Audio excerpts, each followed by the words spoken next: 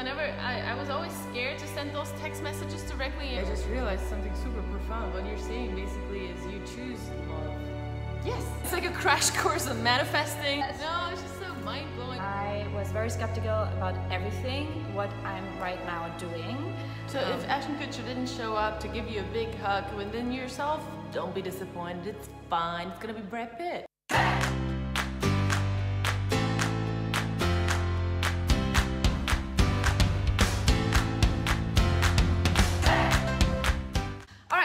So another tool to tune into this energy that you're already there, that you already found this guy, would be the gratitude exercise. I recommend to do this every day.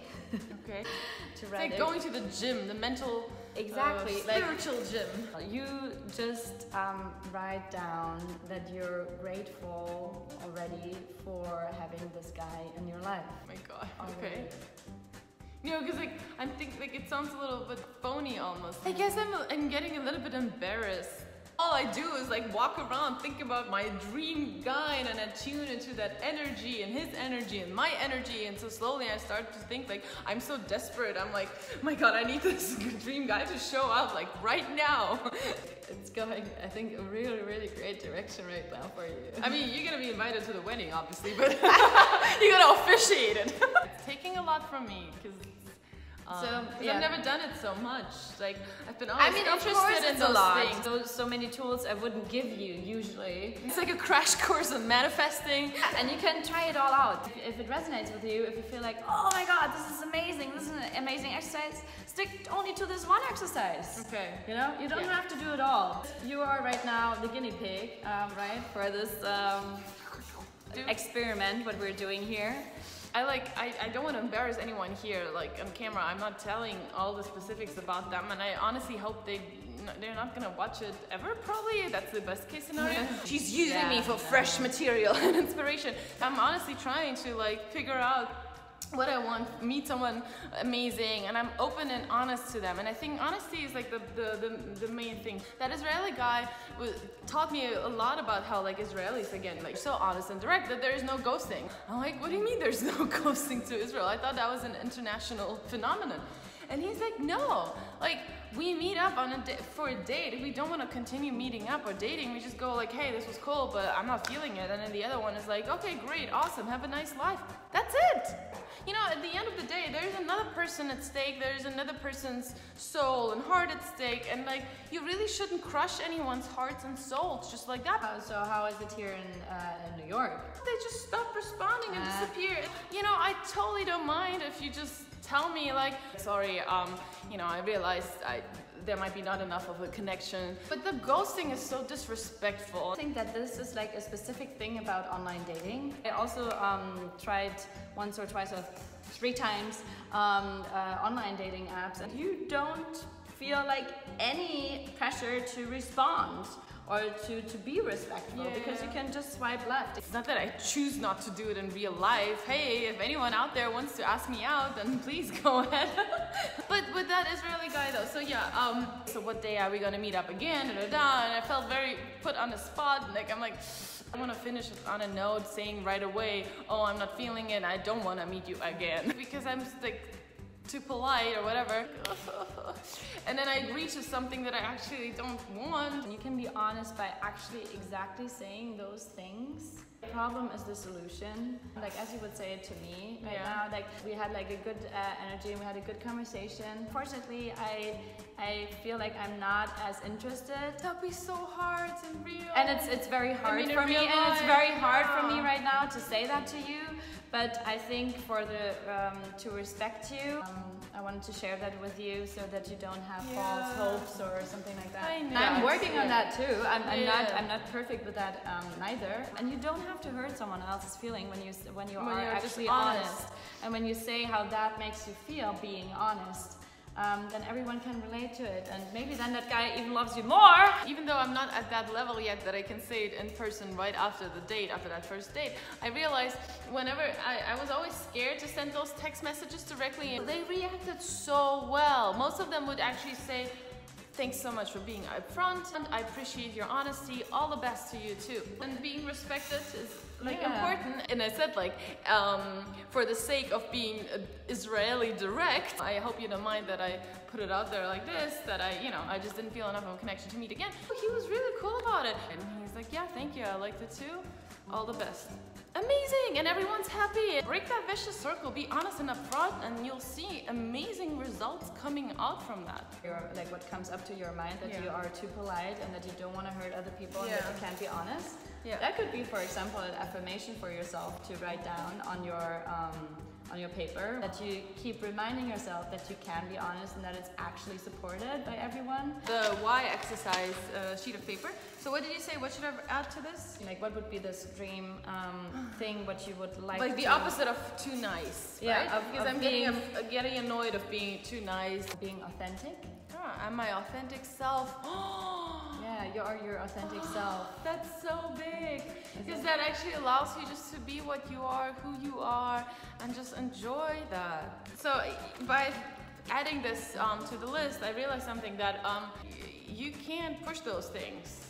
Like fast forward to like, yay, now I met him. Like this needs some time to sit and like sink in. And you should do this daily or like repeat this. So I think if you do that one day and you feel like I'm not feeling anything, that's fine. Read them again, see if there's anything that you want to add to them, and then take those 3 minutes with a glass of water and everything and do it another time and see if you're more in tune with you after that. It's not like you put those buns in the oven and in 10 minutes you get the result and then boop, there he is. I'm adding like the affirmations and also to my 18 bullet point list, becoming bigger and bigger. Often what you're looking for in another person, it's something what you want to have yourself. That's big. Yeah. The guys I was going for 10 years ago, I was going for them because they had qualities I wanted to have. There were guys like who were really confident and who were very relaxed being in the spotlight. Before I was this shy girl, and I think I felt so attracted to this quality. It's like, wow, I can have that quality, let's take this guy. But now, having spent a little bit more time on Earth, I feel that I gained a lot of those qualities myself now. This guy with all those qualities, you have to embody them yourself first. Man, yeah. Yeah, I've questioned a lot of my motivations, like so many experiments and studies in my head, which I'm very happy right now to share. Whatever resonates with you, oneself, that you start with and then you take it from there, right? Yeah, exactly. But my homework is the gratitude exercise and with a normal gratitude journal, which you can do every morning, is writing down 3 things which happened in the past, what you're grateful for. Could be years ago, could be just yesterday. 3 things, and then 3 things you're grateful which are right now, what you're feeling right now in this moment that you're, I don't know, I do it before having breakfast, so and sometimes it's like, oh, thank you for this delicious breakfast, or thank you for that the sun is shining. Something like that, or thank you that I have a roof over my head. And then 3 things for the future. Oh, okay. So 9 things. So 3 things that you want, kind of, but you already write them down as if they are in your life already, right? So it could be, thankful for this meeting I'm gonna have, which could be already scheduled, but it's in the future, so it hasn't. It's not real yet, right? Like anything what's in the future is not real. You can add in this guide to it. Address it to the guy himself, like, thank you for giving me breakfast every morning, or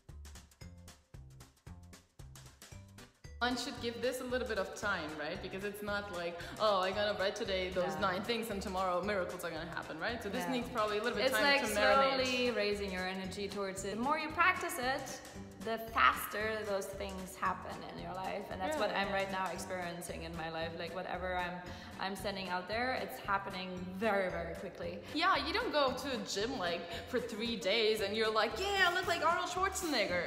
No. So like Arnold Schwarzenegger, yeah. He's doing meditation too. I've heard that, by the way. Yeah, a vision of himself, how he's gonna win a contest as a bodybuilder, what he was there, and he was working towards it for years, and no one believed him that he actually could do it because no one was doing bodybuilding at that time. So he was very clear on what he had in mind, what he wants to accomplish, and how he picked other very big goals for himself, like that a bodybuilder would go into the film industry. That was his also next first. dream. No one has done that before. With his accent, because we speak about our accents and stuff that are now stronger because they're like tuning into our Germanness. We can do an American accent totally, right? Yes. Of course. Oh my God, I'm American. You should watch some early documentaries about Arnold. Tim Ferriss podcast, I can so recommend.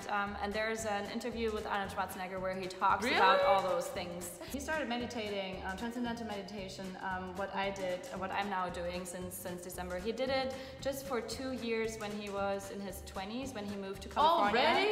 Yes, and he's saying oh my God, that from those 2 years he did transcendental meditation, he's still benefiting, still believes in that a lot, that you're just taking your time to look within yourself, what's going on in there, what do you really want, what your head wants, what does your heart want. And your head is usually telling you things what other people already have, and that they seem happy that they're having those.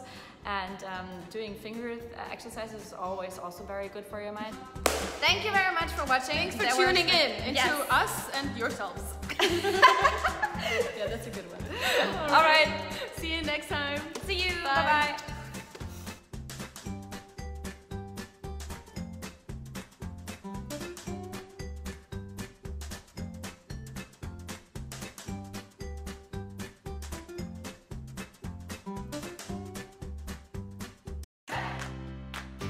Okay, so I have to try not to blush. It was such a great date. Oh, I ordered an Uber so we can go to that bar around your house.